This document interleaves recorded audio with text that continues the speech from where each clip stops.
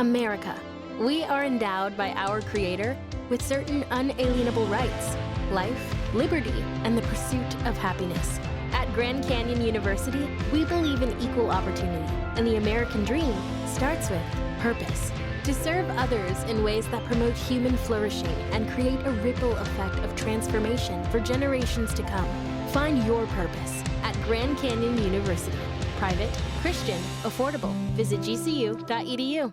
You're listening to the Archaeology Podcast Network. Hey listeners, Chris Webster here. As I mentioned last week, we are replaying episodes from other podcasts on the Archaeology Podcast Network so we can expose you to some of these great shows that we have on the network. There's a new one that started this year called Tea Break Time Travel, and it's hosted by Matilda Siebrecht, and she actually started with an Instagram channel, and you can find that at _archaeologists_teacup. And what she does on that channel has short videos about a single artifact and just some history around it. Well, the podcast is based around a similar idea, except she brings on a expert or somebody familiar with that time period or object or whatever the case may be, and then discusses it. And she's got this whole thing about drinking tea while they're doing it and the type of tea. It's very awesome. I love it. So you have to check it out. This episode is actually her episode 3 called Forges, Fieldwork, and Frying Pans.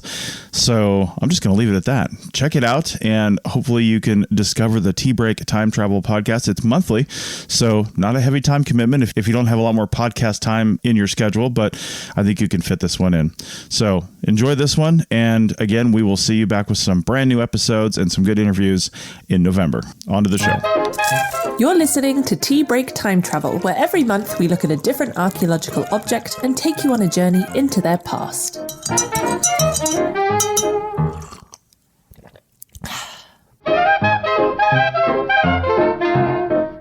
Hi, and welcome to this third time-traveling expedition, aka episode of Tea Break Time Travel. I'm your host, Matilda Siebrecht, and today I am drinking a lovely rhubarb tea. I seem to be drinking fruity teas all the time.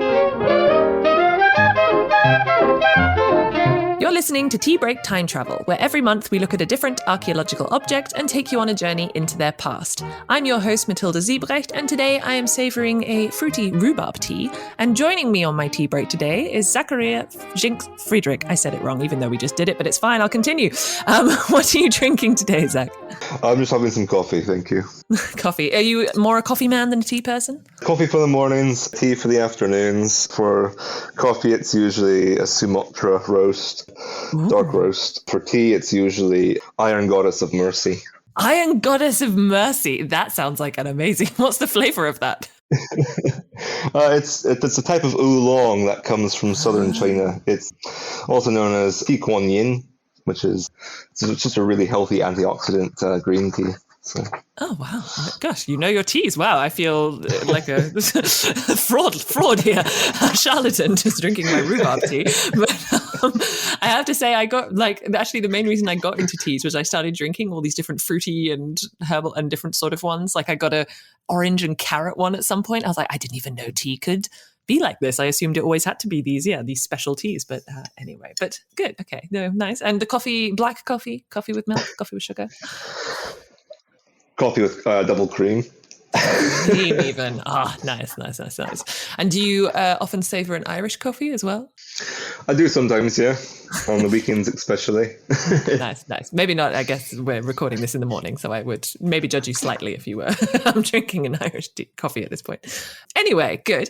So, Zach, you are an archaeologist as well as being a blacksmith. How did you get into archaeology? I got into archaeology, I suppose, with my undergraduate degree. I started in anthropology and history and just found that I enjoyed archaeology more.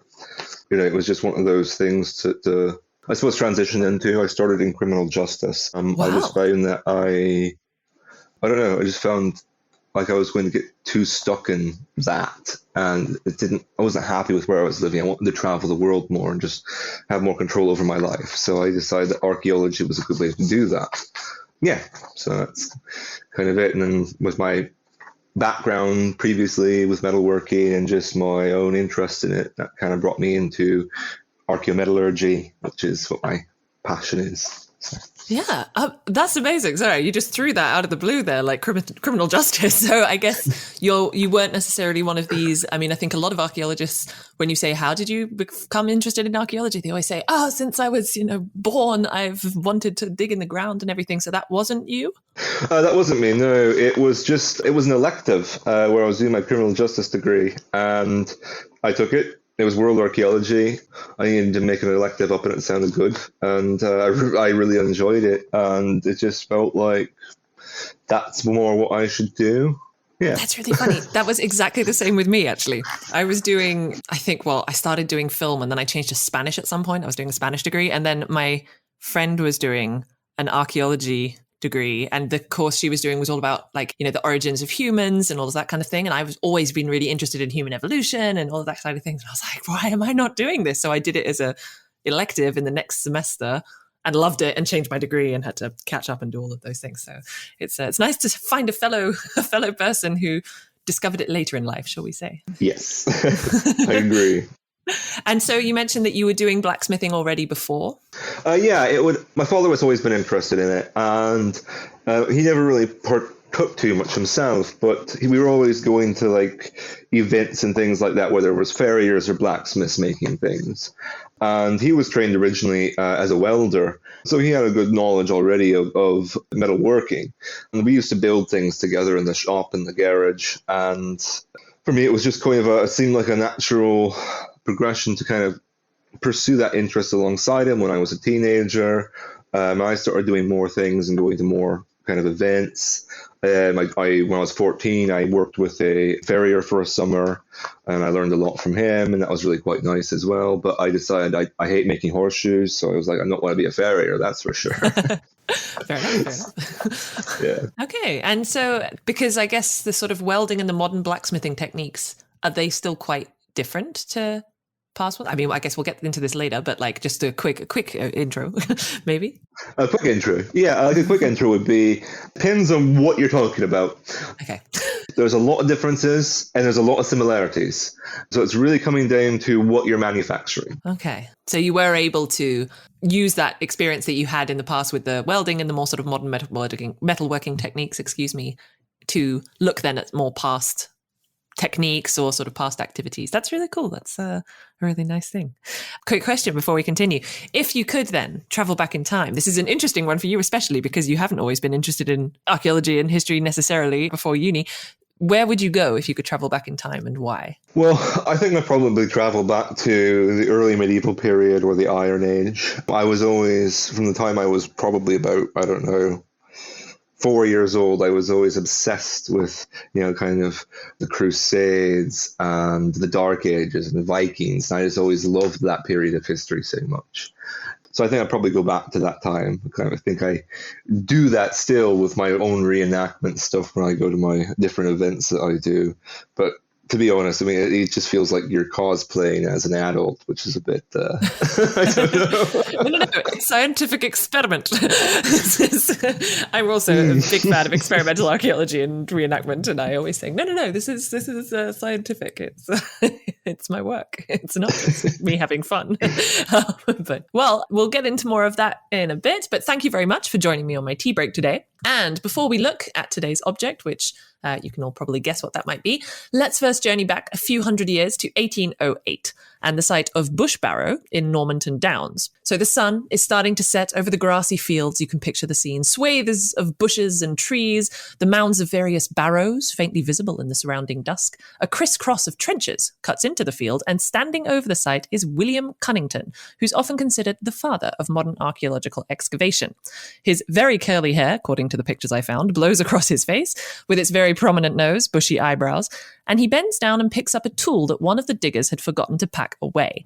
It's a little handheld tool with a triangular-shaped blade, sort of triangular diamond-shaped blade, and a very rough wooden handle, very popular with the diggers, as it's less unwieldy than a spade, but still allows the efficient removal of soil around more delicate finds. A report from this Bush Barrow site is actually the first written record that we have of the use of an archaeologist's trowel, which is the kind of theme of this episode today. So we'll get into the details soon, but first I started doing this thing where I look at the most asked questions on the internet, inspired by the autocomplete Google interview that they have sometimes.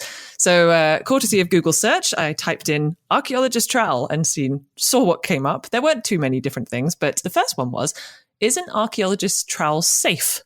What would you say to that, Zach?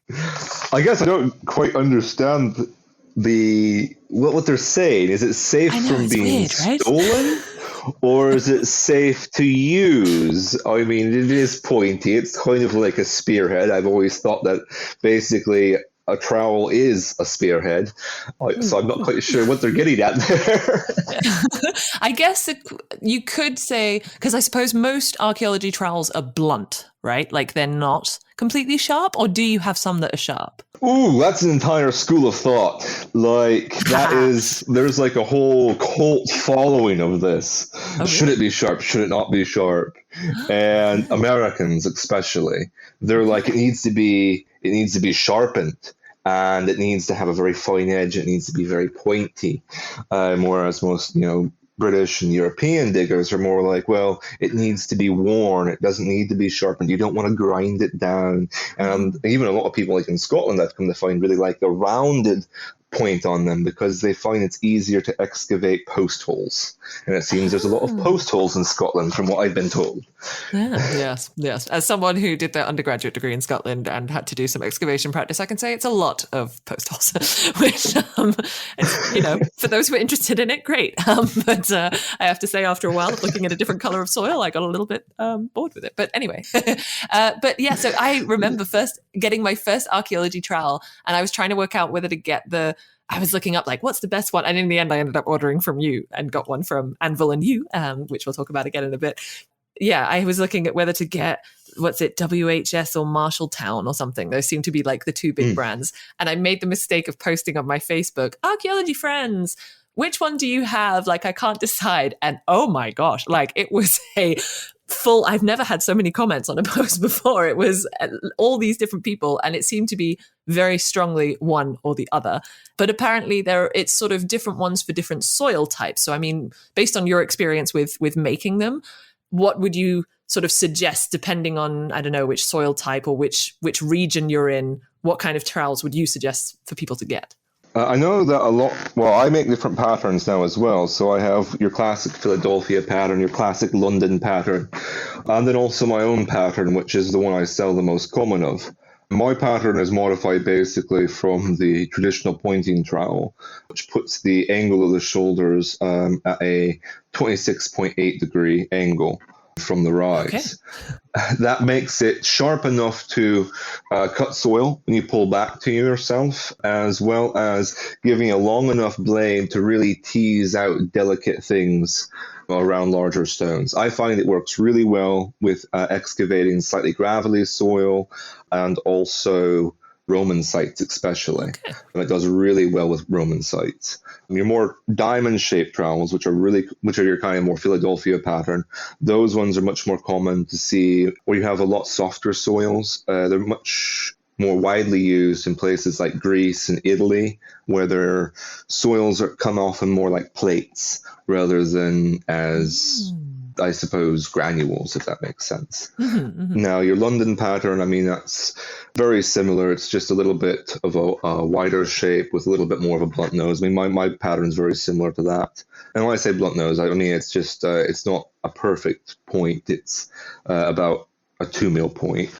And that's just your standard kind of shape. I mean, it's in between kind of a diamond and the triangular design that I usually go with.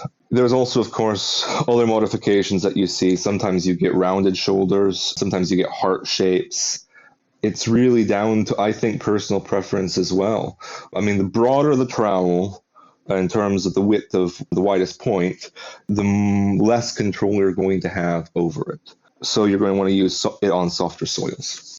See, I never knew this when I started archaeology, that there were so many different specializations for all the different trowels. So do you, I guess, do you have a lot of experience with excavation as well yourself? I do, yeah. I worked as a commercial archaeologist for 6 years. Oh, okay, nice.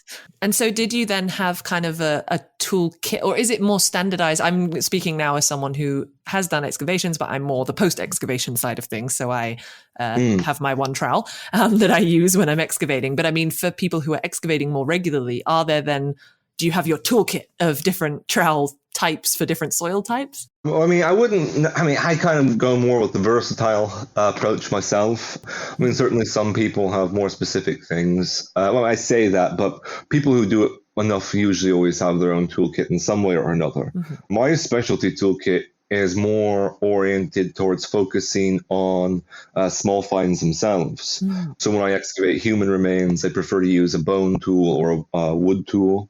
For things like pottery, again, I like to go with a wood tool. Mm-hmm. For things like metal objects, I typically go with either metal or bone. Both work really well around that. And when you say bone tool, just quickly, like, do you mean sort of a sort of spatula type thing, or what does that look like? the bone tools. Well, one of the things I find works really well, and it avoids me having to make things, because I don't really like working with bone. I thought you were about to say I don't really like making things. I was like, Zach, this might not be a good time to say that. Sorry, carry on. That's all right. I like to use what are called bone creasers or bone folders for bookmakers. I find those work really well. I mean, you can, of course, make your own tools out of your roast lamb leg from Sunday brunch. But it's all up to, I suppose, personal preference. I mean, I knew a guy that he used a piece of broken cow bone for years. Wow. That he picked up out of a field. So... Which I guess fits nicely into the next question, which was, what are archaeologists' tools? So I guess the answer to that would be whatever you want. Basically, yeah. The number of people that I've met that use ladles, soup ladles for excavation is just phenomenal to me. Really? Because personally, I hate them because they're too flimsy. Yeah, okay. I'm trying to picture one. Yeah. But it was also really interesting, though, that there's so many different... I mean, that's like when you look at tools in the past, which is basically what I do, and it's always assumed like, oh, yes, and this was used for that, and this was used for that. But it's like, okay, even if you look at the archaeology toolkit that we're using to excavate this past, you're using a soup ladle, to excavate the soil. Like, it's amazing how many different things can be repurposed, shall we say. For that kind of things. When I worked in America on an excavation, it was in the desert Southwest, so we had lots of sand. It was big sand dunes. It was Virgin Pueblo Anasazi was the cultural group, and because it was just literally sand and digging sand out of pit dwellings.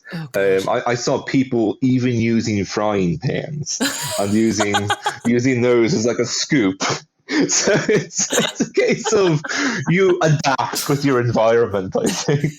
That's fair. So for any, people listening who want to start a career in archaeology, don't, obviously go to Anvil and New and buy yourself a lovely trowel. But in terms of the rest of your toolkit, don't worry too much. Like you'll find something, I guess. The final question that I found was, are archaeology trowels any good? Which again is one of those questions which I'm not really sure what the Google search was getting at. I guess maybe because the question that I got a lot when I was working in commercial archaeology was, people saying, oh, but why are you using that tiny little trowel? Like, why aren't you using a massive spade or a shovel or something? I mean, would you say that they're effective? I would say they're effective, but what's your professional opinion? Oh, yeah, I think that the trowel is the key object to have in your toolkit. I mean, it's going to be the thing that you're going to grab the most. And this is why I use two different sizes of trowels and two different shapes.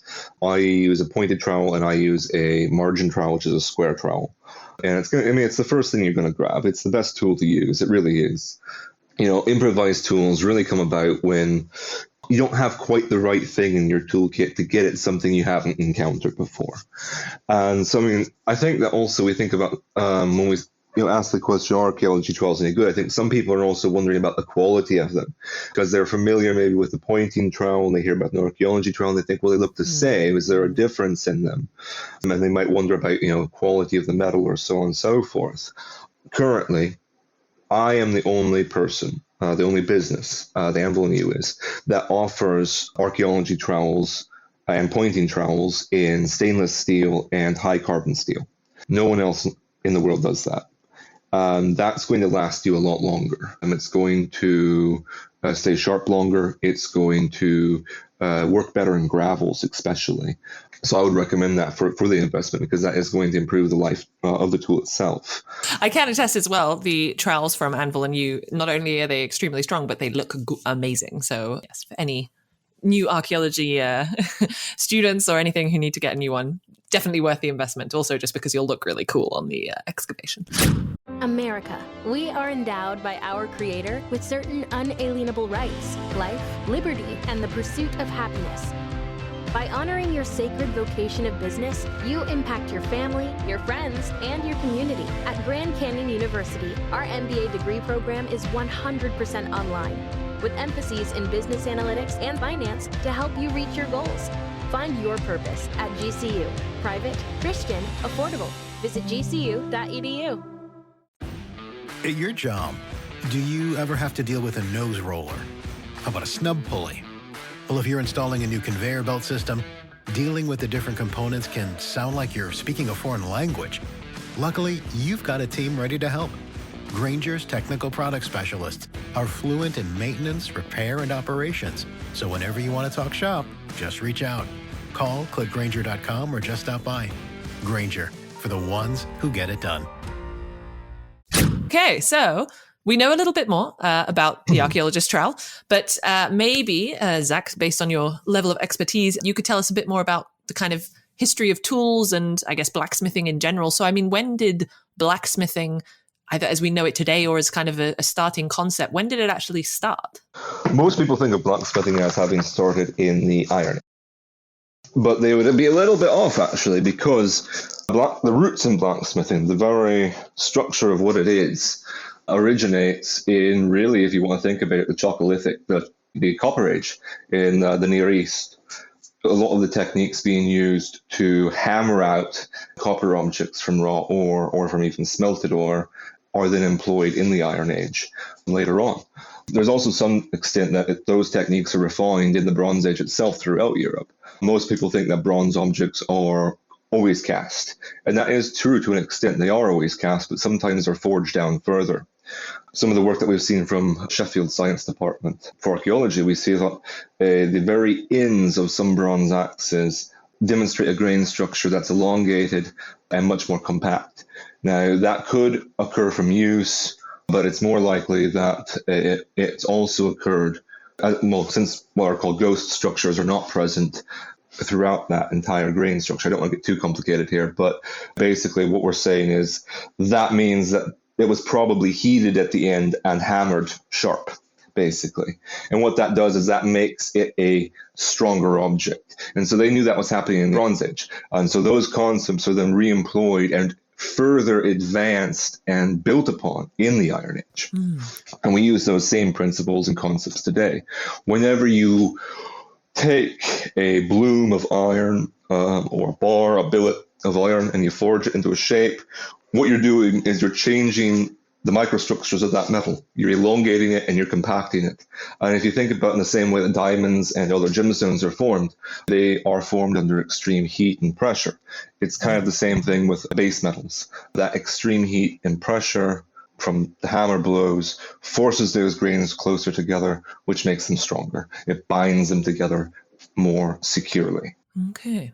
And I can remember I did one blacksmithing thing in my life. I worked with Dave Budd in Exeter to do my undergraduate thesis. And we were doing steel sort of working, but also iron working beforehand. And it was really interesting for me to see indeed that the steel is that much stronger than iron. I mean, the iron, it seemed that you could really almost overwork it or you could overdo things. So you mentioned that hammering and sort of working the bronze made it stronger, but then I found, again, I'm an extreme amateur in this, so, you know, I could be just being one of these Google search people. But to me, it almost seemed that the raw iron, so the sort of first ones that were being used, might not necessarily have been stronger than bronze, or was it? What was the advantage, basically, of iron? Why did we start using iron over other precious metals.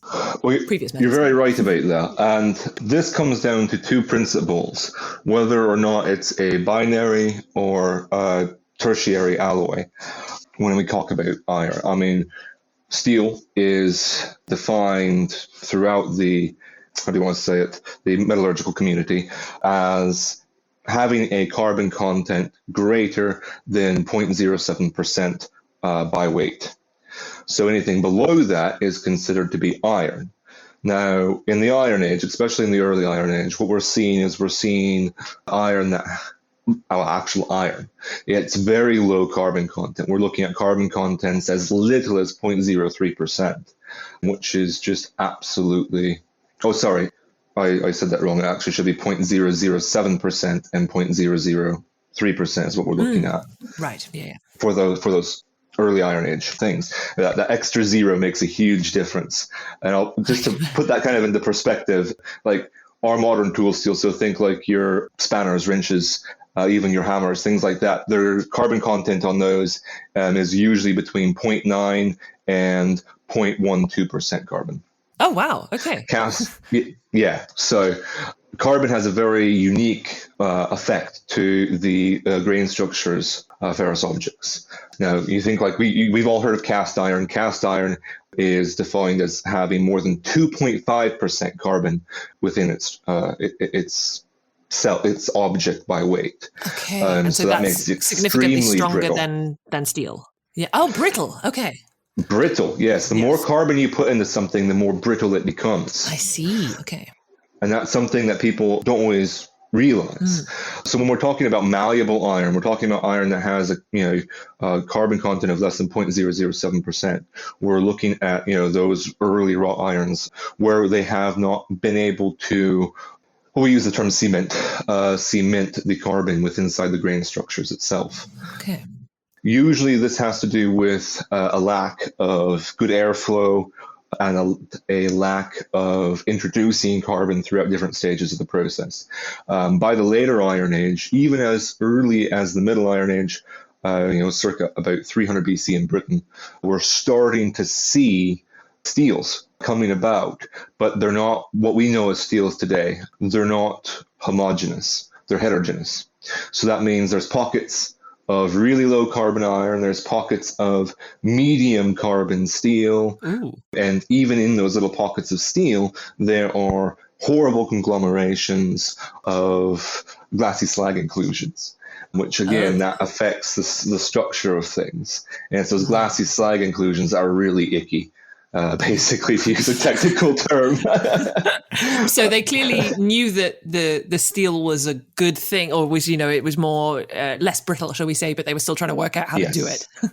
Exactly. Well, they knew that making that steel made it harder and made it something that lasted longer and was better than certainly the bronze. But now going back to your original question about the benefit of this softer iron, was there a benefit to it? I think that they had this new material. I think it came about as necessity, at least in some places. A lot of the tin mines were disappearing by the start of the Iron Age, and tin was becoming a more and more scarce resource. And they had this new metal, and I think they said, well, what can we do with this? And as they worked with it more and more, they began to find that it did work as well as bronze.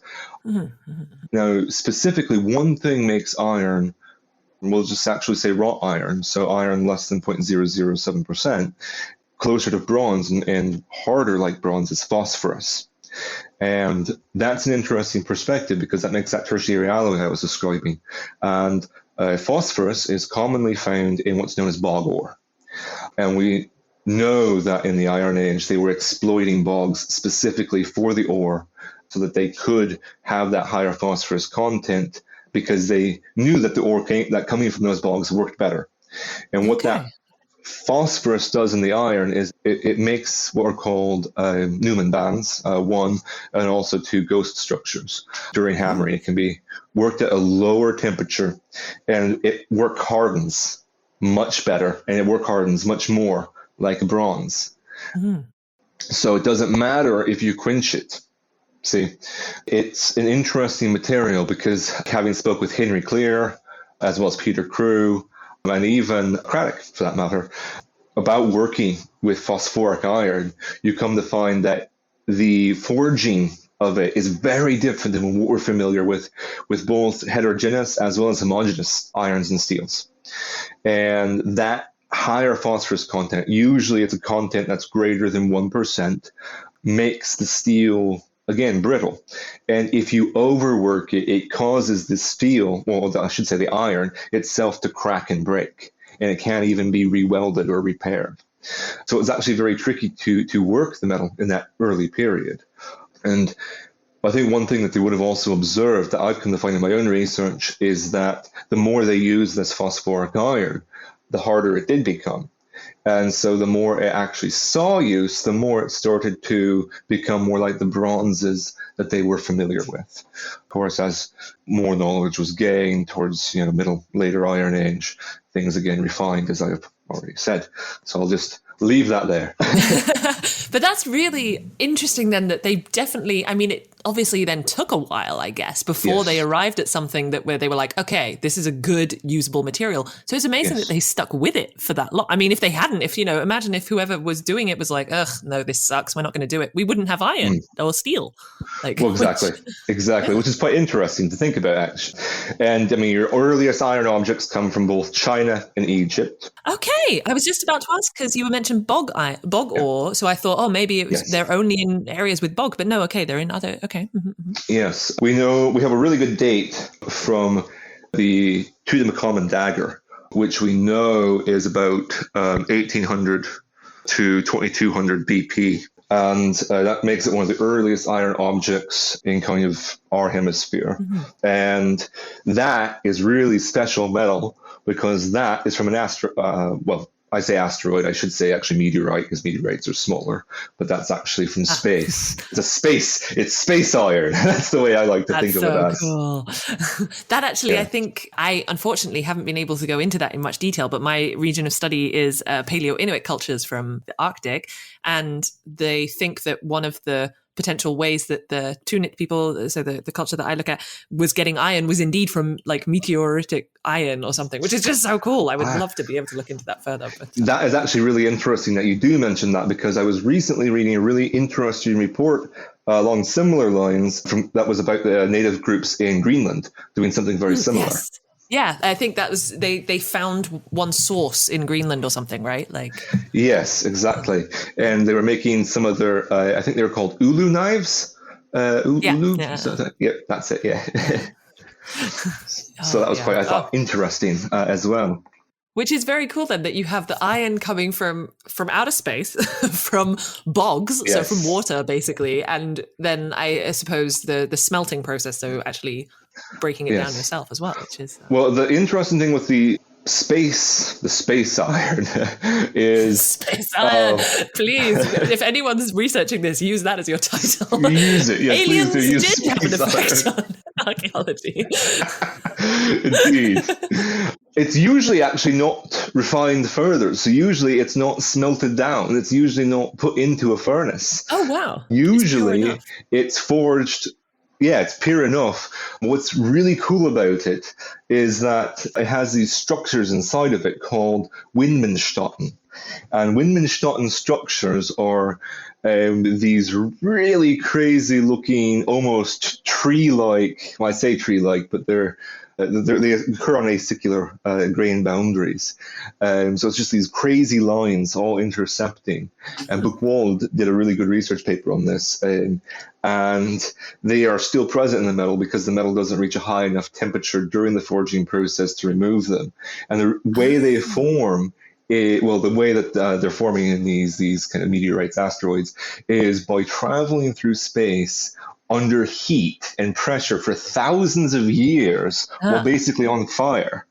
And it's fascinating. I mean, technically they're not on fire because you can't have fire in a vacuum, but they're superheated. And it's remarkable. And usually they're high in nickel as well. So there's like this really special bond between the ferrite and the nickel that you only see in those types of metals.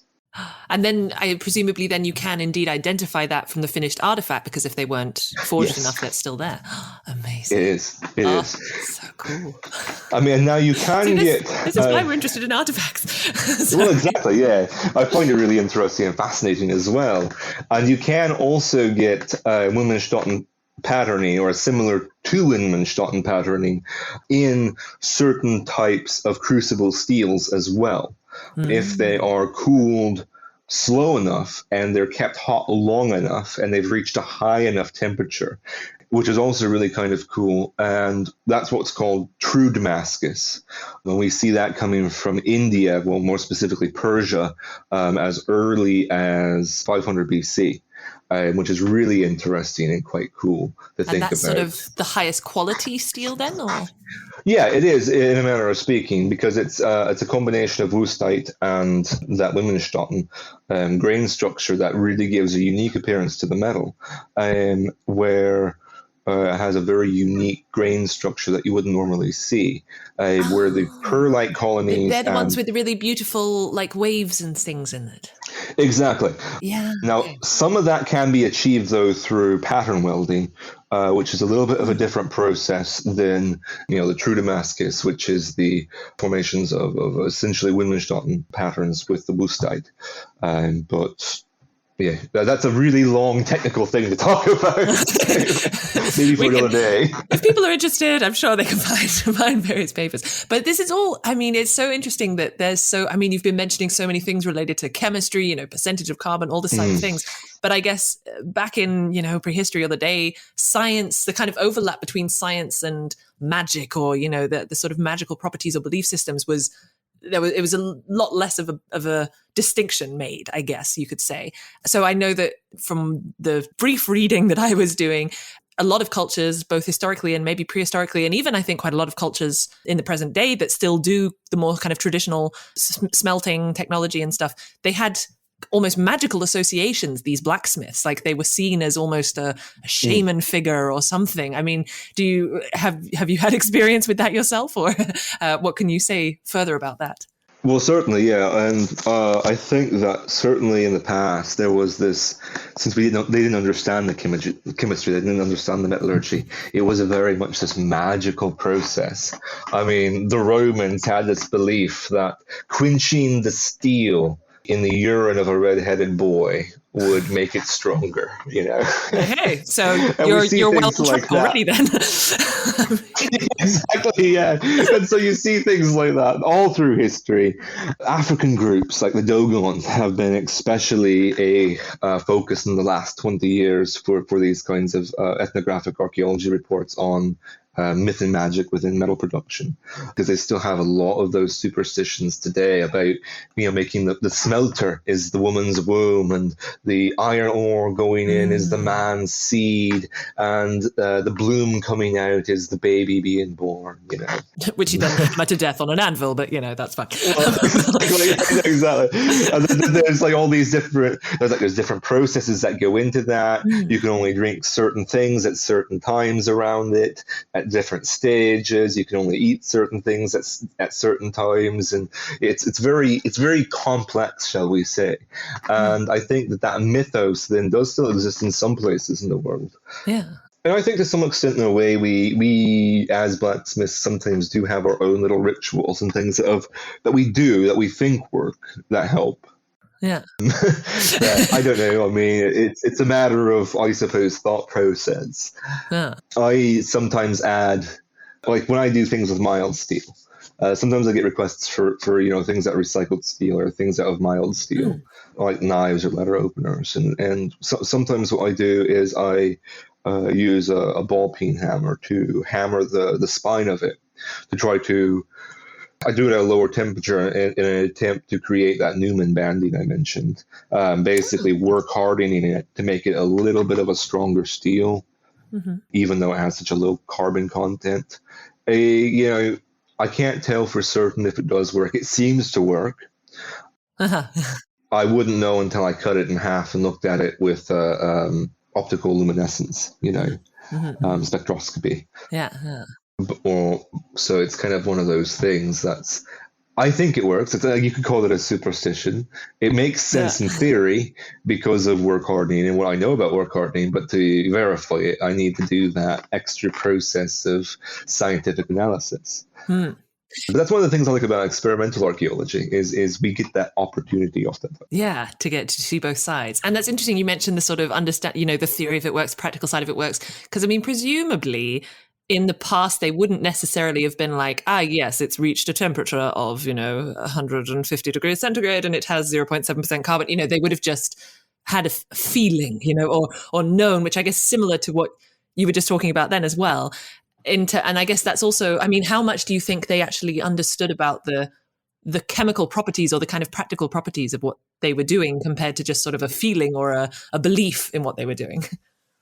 Well, I think that you're very right about that. And it's also kind of interesting you do mention that because while they didn't understand the exact degree centigrade, they were able to tell by the color. We still use that today. That's still your predominant purpose, actually, and focus when you're forging things, is you tell the temperature of the metal by the color of the metal.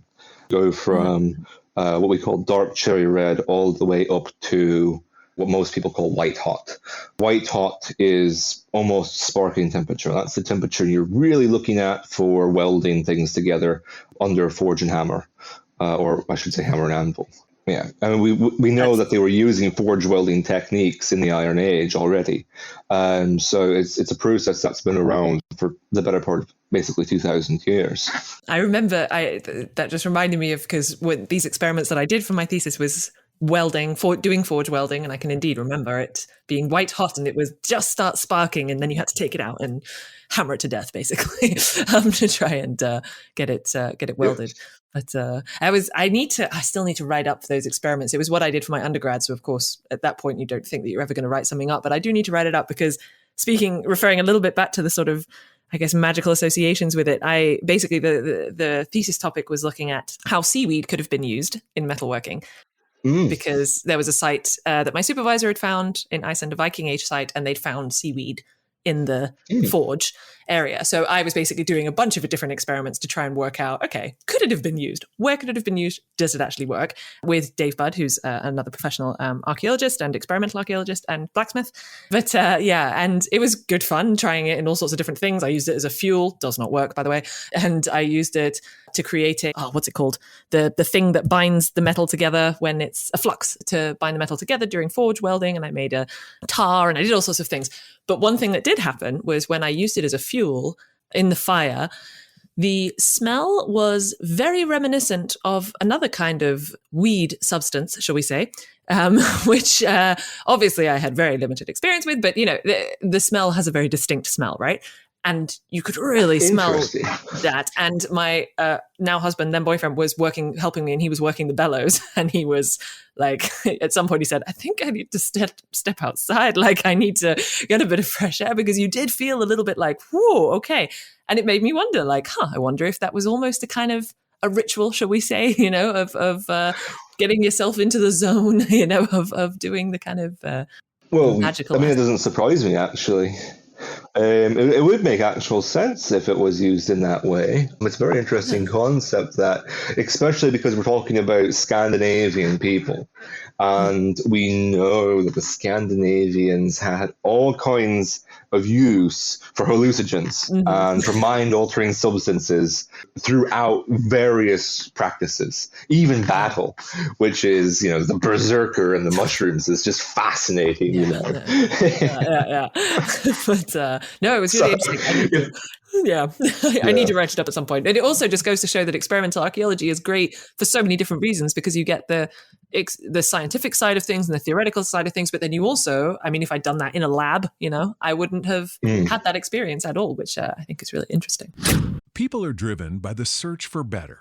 But when it comes to hiring, the best way to search for a candidate isn't to search at all. Don't search, match with Indeed. The hiring process can be slow and overwhelming. Simplify hiring with Indeed. Indeed is your matching and hiring platform. With over 350 million global monthly visitors according to Indeed data, and a matching engine that helps you find quality candidates fast. Ditch the busy work. Use Indeed for scheduling, screening, and messaging so you can connect with candidates faster.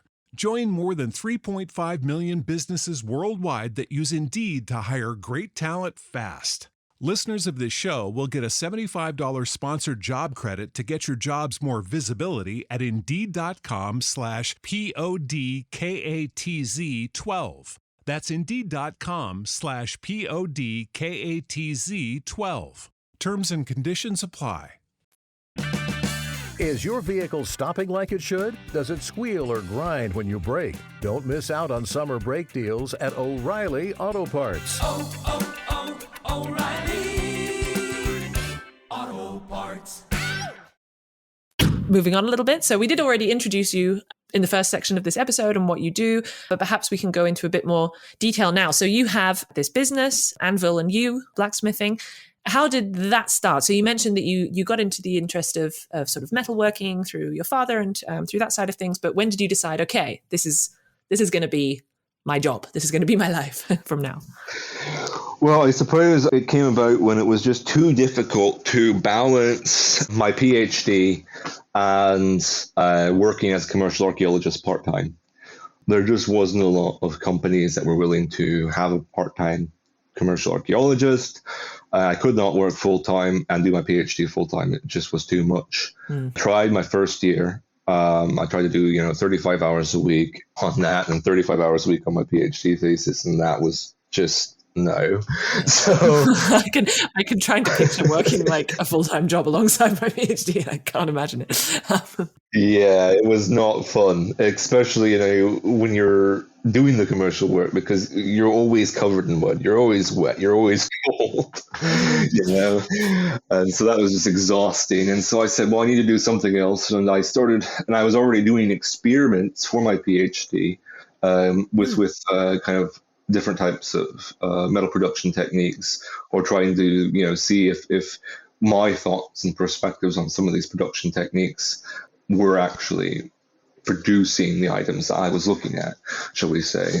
And so I was doing that, and I thought, well, I might as well just expand this into a business, and that will help me to kind of have a part-time job in essence. And so I did, and then it just kind of grew from there. And unfortunately, I say unfortunately, but well, it is an unfortunate thing. We've had so many cutbacks with inside archaeology and institutions that it's just become near impossible to get a research position. You're competing with people who've been made redundant, who have 5 or 10 years of experience when you're early career, which makes it very difficult. And so I've just instead gone full bore into becoming a CEO and making a limited company out of what was just a little part-time business that was just sole trader type thing, which is funny really, because years ago it was just a hobby that I did when I wasn't working in commercial archaeology, just for fun. I'd sell things here and there, but I just never imagined that it would become a limited company today. Out of curiosity, do you find it's sort of, because you mentioned, I did it as a hobby, I did it for fun. I mean, a lot of people say, don't make your hobby your job because, it won't be fun. But then a lot of people say, oh no, make your hobby your job because then it's the best, you're just enjoying yourself every day. Which field do you fall into? Well, it depends on what we're talking about. We'll put it that way. Like, there are certainly cases where, I get wholesale orders now. Oh, wow. So I work with Past Horizons, who you might be familiar with. Oh, yes. Yeah. That's amazing. I make trowels for them now. Oh, great. Congratulations. Well, thank you. I'm hoping to get a new contract with some of the building companies as well for pointing trowels soon. Okay. Mm-hmm. Which is also good. But then it's producing those trowels in a larger quantity, and that can be a little bit tedious, shall we say, right? Because it gets to a point where you're doing the same thing every day, and you just get kind of But as you grow and do more of that, you can hire somebody else to do a lot of that for you. Yeah. Which You is can be what the I'm creative realizing. director. And then, Exactly. someone else doing it. Yeah, it's for me personally, the thing that, I mean, I always love doing the metalwork. I don't mind doing the metalwork at all. That is always still a passion, always will be. It's the handles, it's the sanding of things, it's the putting them together, it's the polishing everything, making it beautiful. That's where I go, oh, I'm bored. I want to find something else. Fair. Yeah. So. No. Okay. And you mentioned that you're sort of expanding out, I guess, or I suppose you already have expanded out into non-archaeological type things, but what you did get into archaeology, was it that made you decide to sort of have a predominantly archaeological inspiration for the business, or was it just something you fell into? Well, I think it was because of my background in archaeology that made me, kind of start to focus first on the archaeology tools, especially, seeing where there were tools that were needed that didn't yet exist. Like, what I call my crypto. My crypto is becoming more and more popular, and it's a wonderful thing for various types of excavation. It's a nice little picky thing, so that works great. People were using before the little mini-matics. They're like, oh, that's not quite right. So I started making these things, and it's just like, oh, this works a lot better. It just pulls things out of the way, shuffles some soil around, shuffles the gravel around, Okay. Don't need a cow bone anymore. So, well, exactly. No, you still need the cow bone, because if you're doing human remains or animal remains, different tools, different purposes. Always remember. Yes, yeah. Okay, yeah. So it just sort of fell. You filled your own hole in your own toolkits then. Exactly. Yeah. I mean, it's largely based on consumer demands. To summarize it, really. Mm-hmm. Yeah. I mean, I get surprisingly now. I've been getting, well, actually, ever since lockdown happened and people started getting more into their hobbies, I've been getting more requests for bow makers draw knives, which is brilliant, because there's not. Well, nobody else makes bow makers draw knives right now, because why would they? I mean, bow making is kind of a dead hobby, but it's coming back, so which is actually quite fun. There's a lot of people like, I want to build my own self bow, and it's like, good for you. Here's a tool to do it. I wouldn't. That actually reminds me, one of the other Google autofill questions that I found, which I wasn't sure whether to include, but why don't we do it, was, is blacksmithing still a job? So, I mean, because you've mentioned a few times now that you're sort of the only one who makes these different things. How rare is it as a job? That's kind of an interesting thing. If you would talk about like knife making, there are a lot of knife makers and bladesmithers out there. A lot of hammer makers as well. What we start to see more of a limit in is other types of tools, like I was describing. We see that there's not as many, shall we say, general toolsmiths as there used to be. And I mean, you certainly see a lot of people doing what I call general ironmongery. So a lot of people doing the drawer pulls and things like that. But usually those are hobbyists who do it on a weekend or after they've come back from work and they just want to be creative, Yeah. And to be honest, a lot of that stuff that those guys make is absolutely phenomenal, because it's just, they've been doing the same drawer pulls for 20 years, and they just have their own special tools to form them. A lot of them make what are called swages, custom swages, so they can get a perfect leaf pattern every single time on them, which is great. Oh, wow. But the dedication to building that can only come out of a hobby, because if you try to do it as a business, you wouldn't be able to make enough profit back on those items. Fair enough. Yeah. Related to that, I mean, how, if for example, you could, talk to yourself back when you started, Anvil and you, what is sort of the biggest difficulties that you face as a small business owner? What kind of advice would you give to other people who are thinking of saying, listening into this and saying, well, I enjoy my hobby, maybe I should make it into a business? I think that the best advice I could give in that regard would be to say, it's going to take a lot more work on the back end as you grow than you think it is. There's a tipping point you're going to reach where you're going to become stagnant in terms of profit and sales and marketability. And at that tipping point, you need to decide if you're going to just back off and do it as a hobby, do something else main, for your main income, or if you're going to push forward. If you're going to push forward, then you're going to go from being that sole trader to a limited company, and you're going to stop working in your business as much and start working on your business more. Mm-hmm. Well, I think that's very good. But I'm making notes because, no, but I think it's true indeed. And especially when it's something, I suppose, that is more crafty indeed, when you're actually producing something, it is even more difficult because you can't just indeed spend all of the time creating anymore. You have to spend more time on admin, I guess. Yeah, that's it. And I mean, it's a weird place to be in, because when you first go to that limited company type thing, you don't necessarily have all the big, shall we say, monies that you want and need to be able to hire everyone to really streamline things right off the bat. I mean, sometimes you get lucky and you have a lot of investors and you can do that, but not always. And as you grow, you can hire more people to help automate more of those administrative tasks.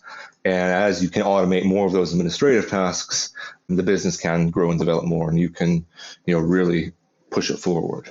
So those are always things to think about. And I guess think of it then as, the prehistoric and first blacksmiths, if they hadn't pushed through and continued doing what they did, we wouldn't have steel. Just like with businesses, if you don't push through, and there's a metaphor for you. So you got to keep pushing through to get the steel. Well, exactly. And I mean, from my research, come to find that in the Iron Age, a lot of objects came about because they were patrons for those objects to be made. And I mean, for like thinking about chariot wheels, and just building a chariot and just the ironwork on a chariot alone, you're looking at a year of production. The only way that can happen is if you have people being fed by someone, and their basic needs being met and their shelter being provided for them. So that's patronage. And a lot of times today, we don't have that same patronage in the arts of any kind, which is unfortunate. And that makes creativity more difficult. And I think that is a problem with the modern era that we haven't addressed, is that same patronage on such a wide scale as we saw previously in the past. Yeah. Which, I mean, they're trying to, I guess that's what things like, for example, the crowdfunding platforms and all of this, they're sort of almost getting a bit closer to that again, would you say? Or I think they're trying to. And I think that the unfortunate thing, I think, with those kinds of platforms is a lot of times people still the general public seems really drawn to technology. And unless you're offering something that's technologically innovative, the funding is slow to come in. Right. Yeah. Which is a problem with archaeological inspired crafts, I guess, because the technology is more based in our past. Well, exactly. I have a good friend in America who started as an archaeologist, and he did commercial archaeology for years. He became a pottery specialist. He got tired of doing commercial archaeology and then became a potter. Nice. Yeah. I mean, basically, he just set aside all of his per diem from his jobs for starting the business. And after about 5 years, he had enough money to seed the business. And he started at small farmers markets. Now it's his main income, and he sells online. And Amazing. It's incredible. So I guess it there's a will, there's a way. Yes, exactly. That's a good moral to have. So, I mean, we've talked about the difficulties, but what would you say is the most exciting thing that's happened in Anvil and You? And also, do you have any exciting plans for the future, if they're not, secret? Well, I do have some exciting plans for the future. I'm launching a new product line called Dr Zek's Heritage Tools. Ooh. So I'm bringing about a lot more tool patterns with slight renovation or innovation, I should say, to them that are taken from historical texts. We have a lot of these old tool catalogs from the 18th and 19th centuries of tools that are no longer produced that had specialty purposes. And so we're going to be bringing out some of those tools again, especially as we see hobby crafts increasing.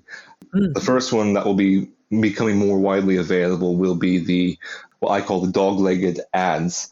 Now, there's a few different makers of them, just sole trader type people, but there's not any that are being made really on a large scale. Now, this is a nice little compact adze. It doesn't have the wood handle. That's just an all steel construction, and it makes it a little bit more easy to carry, and it's much more suited for doing small crafts like little bowls or, I don't know, your whatever wood carving in the garden, if you're into that kind of thing. Very cool. So, yeah, so I'll be doing some things like that, and that's a really new, exciting direction that I'm going to be taking that. Also, I'm hoping, I shouldn't say, not hoping. Yeah, I say hoping. Hoping is a good way to put it. Well, hoping, planning, and we'll see how things go, but I'm hoping by year 3. I mean, that's what I'm kind of planning on, of having a limited company now, to get more into powder metallurgy, because I think there's a really good future for the powder metallurgy, and bringing that powder metallurgy into manufacturing to more reinvigorate the manufacturing process, because we want to go from producing lots of stuff to sit on warehouse shelves, which is not friendly in terms of carbon, and instead go on to what I call on-demand manufacture. And that's one of the things that's always at the forefront of my business, is that concept of on-demand manufacture. Produce as it's needed, that way materials are not wasted, and more specifically, the fuels used to produce those materials aren't wasted. Because, as we know, we need all the carbon we have, because there's only 0.03% or whatever. I know it's a different kind of carbon, but in the tools. No, but that's sorry, I'm just making a silly joke about the carbon content of steel tools, but that's fine. It clearly wasn't a very good one. I think it was pretty good. But I think indeed that's really nice. They're sort of sustainable, and that's what the great thing is of, I think, when businesses start out small, is because you are indeed used to doing it on a smaller scale at the beginning, so that sort of ethos, shall we say, remains strong, which is, I think, really great. Yes. I mean, it has its own set of issues when you start to think about things like powder metallurgy, because it's a carbon offset equation, and it's something that you do have to think about, because you have to remember that using laser sintering does generate gases as well. So it's a very careful equation. Is it better to run the gas forge, or is it better to run the laser? Well, hopefully, indeed, it builds up. Yeah, I think that probably marks the end of our tea break. So, it sounds like you have a lot to do. So, indeed, I should probably let you get back to work then and get back to planning. Many knives to grind today. But thank you so much for joining me today. And, of course, yeah, if anyone else wants to find out more about Zach's work with Anvil and Yew, or the research that he's doing, or, blacksmithing, archaeology toolkits, anything like that we've been talking about, check the show notes on the podcast homepage, and I'll provide lots of lovely links on there. So hope that you enjoyed our journey today, and see you next month for another episode of Tea Break Time Travel. I hope that you enjoyed our journey today. If you did, make sure to like, follow, subscribe wherever you get your podcasts, and I'll see you next month for another episode of Tea Break Time Travel. This episode was produced by Chris Webster from his RV traveling the United States, Tristan Boyle in Scotland, DigTech LLC, Culturo Media, and the Archaeology Podcast Network, and was edited by Chris Webster. This has been a presentation of the Archaeology Podcast Network. Visit us on the web for show notes and other podcasts at www.archpodnet.com. Contact us at chris@archaeologypodcastnetwork.com. People are driven by the search for better. But when it comes to hiring, the best way to search for a candidate isn't to search at all. Don't search, match with Indeed. The hiring process can be slow and overwhelming. Simplify hiring with Indeed. Indeed is your matching and hiring platform. With over 350 million global monthly visitors according to Indeed data, and a matching engine that helps you find quality candidates fast. Ditch the busy work. Use Indeed for scheduling, screening, and messaging so you can connect with candidates faster. Join more than 3.5 million businesses worldwide that use Indeed to hire great talent fast. Listeners of this show will get a $75 sponsored job credit to get your jobs more visibility at Indeed.com/PODKATZ12. That's Indeed.com/PODKATZ12. Terms and conditions apply.